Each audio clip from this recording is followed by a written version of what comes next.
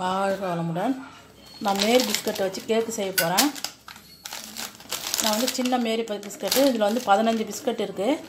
இந்த 15 biscuit baking powder வந்து அரை ஸ்பூன் எடுத்துக்கோங்க. ஏன்னா இது ஏற்கனவே இனிப்பு இருக்கும், அதனால் நான் வந்து 1/4 கப்பு பவுடர் சுகர் வந்து எடுத்துருக்கேன். மிக்சியில் போட்டு இப்போ இது அடிக்க போகிறோம். இதுக்கு வந்து முட்டைலாம் தேவையில்லை, குக்கரும் தேவையில்லை. நம்ம வந்து வானல்லே வச்சு கேக்கு செஞ்சிடலாம். பிஸ்கட் எல்லாத்தையும் உடச்சி போட்டுக்கோங்க.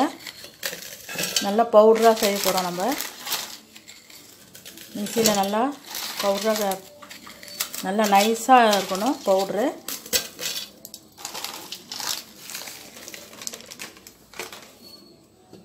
இதுமாதிரி புட்டு போட்டுட்டு நம்ம நல்லா இது பண்ணிக்கலாம். பாருங்க, இந்த மேரி பிஸ்கட் வந்து இதுமாரி பவுடராக நுணுக்கிக்கிங்க நல்லா. இப்போ வந்து ஒரு பவுலில் கொட்டிடலாம்.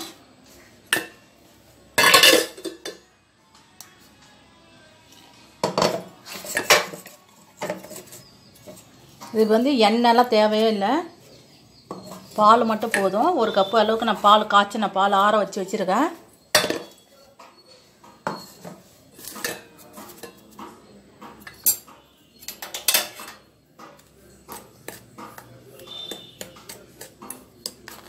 இப்போ வந்து இதில் வந்து நான் பவுட்ரு பண்ணி வச்சுருக்கேன். 1/4 கப்பு சீனி இதில் கொட்டிடலாம். இதில் கலக்கிக்கலாம். பேக்கிங் பவுடர் வந்து அரை ஸ்பூன் போட்டுக்கலாம்.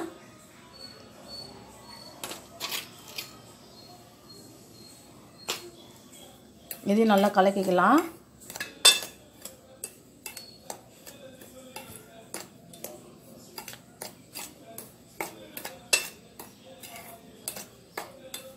எந்த பிஸ்கட்டில் வேணாலும் நம்ம கேக்கு செய்யலாம்.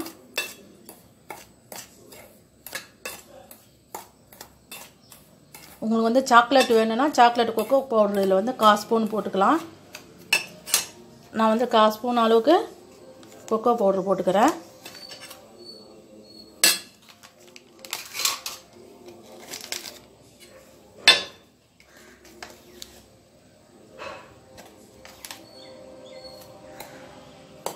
இதிலே மிக்ஸ் பண்ணிக்கலாம் கொக்கோ பவுடரையும்.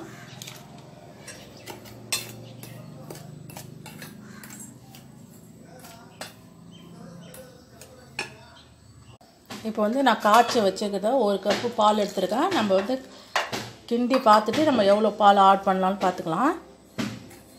1 கப்பு பால் வச்சுருக்கேன். ரொம்ப தண்ணியாக கரைச்சிடக்கூடாது, கெட்டியாக இருக்கணும். ஒரு வானலை வச்சுட்டு இதுமாதிரி ஒரு ஸ்டாண்டை வச்சு சூடு பண்ணிக்கோங்க. இதை பாருங்கள், நம்ம கேக்கு கலவை வந்து இந்த அளவுக்கு இருந்தால் போதும். ரொம்ப தண்ணியாலாம் இருக்கக்கூடாது, கட்டியாகவும் இருக்கக்கூடாது, இந்த அளவுக்கு இருக்கணும். நான் வந்து 1 டம்ளர் பால் வச்சுருந்தேன், 1 கப்பு. இந்த பிஸ்கட் ஒரு பாக்கெட் மேரி பிஸ்கட்டுக்கு கரெக்டாக இருந்தது. இதை பாருங்க, உங்களுக்கு வந்து கொக்கோ பவுடர் இருந்துச்சுன்னா அரை ஸ்பூன் போட்டுக்குங்க, இல்லைன்னா விட்டுடலாம். நம்ம எதில் கேக்கு ஊற்ற போகிறோமோ அதை வந்து நம்ம பட்டர் போட்டு தடவிடலாம். இதை பாருங்கள், இதுமாரி பட்டர் போட்டுருக்குங்க. இந்த கேக்கு பேனில் இதுமாரி மாவு போட்டுட்டு தடவி விட்டுக்குங்க. இதை பாருங்கள், இதுமாரி தடவிக்குங்க. அப்போ தான் மாவு வந்து ஒட்டாத வரும் கேக்கு. கேக்கு பேன் இல்லைன்னா இதுமாரி ஸ்டீல் உள்ளது இதுமாரி தெகுலாக இருக்கிற மாதிரி எடுத்துக்குங்க. இதில் ஊற்றிடலாம்.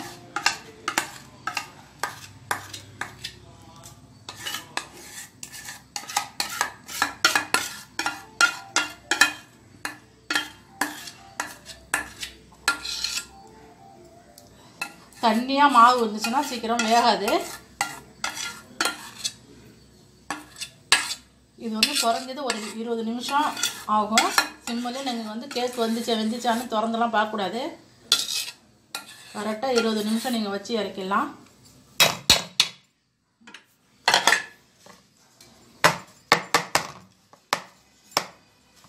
மாதிரி வச்சுட்டு இதை பாருங்கள், வானல் வந்து சூடு ஆயிடுச்சு. இப்படி வச்சுக்கோங்க. அதுக்கு ஏற்ற மாதிரி ஒரு மூடியை போட்டுருங்க.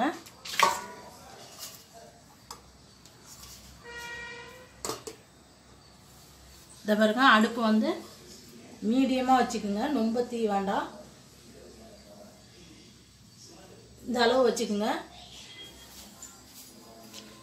இந்த அளவுக்கு வச்சுக்கோங்க. நீங்கள் அதிகமாக வச்சிங்கன்னா கேக்கு வந்து உள்ளே வேகாத இருக்கும், மேலே வந்து வெந்த மாதிரி இருக்கும். 20 நிமிஷம் இருக்கட்டும். 20 நிமிஷம் ஆயிடுச்சு. இப்போ ஓப்பன் பண்ணி பார்க்கலாம். இதை பாருங்கள், கேக்கு நல்லா ஒப்பி வந்திருக்குது. நல்லா வெந்திருக்கனான்னு பார்க்கலாம். நம்ம ஒரு கத்தியை விட்டு இதை பாருங்கள், நல்லா ஒட்டாத வருது, நல்லா வெந்திருக்கு.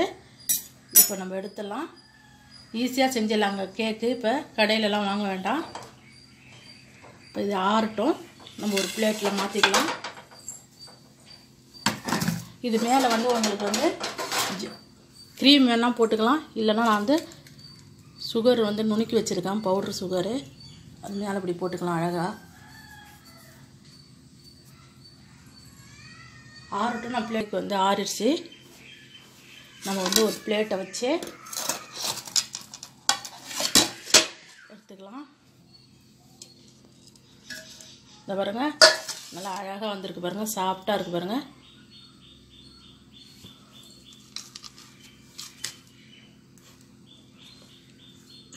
உங்களுக்கு உடனே கேக்கு சாப்பிட்ணுன்னா நம்ம இதுமாதிரி கேக்கு செஞ்சு சாப்பிட்லாம்.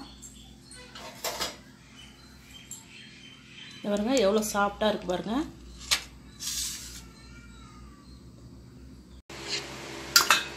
இது பாருங்கள் எவ்வளோ சாஃப்டாக இருக்குது பாருங்கள். பஞ்சு போல் இருக்குது பாருங்கள். நீங்களும் இந்த பிஸ்கட் மேர் பிஸ்கட்டில் செய்யலாம். எந்த பிஸ்கட் வேணாலும் செய்யலாம். நீங்கள் செஞ்சு வீட்டில் ட்ரை பண்ணி பாருங்கள். உங்களுக்கு பிடிச்சிருந்தா லைக் பண்ணுங்கள், ஷேர் பண்ணுங்கள், சப்ஸ்கிரைப் பண்ணுங்கள். வணக்கம்.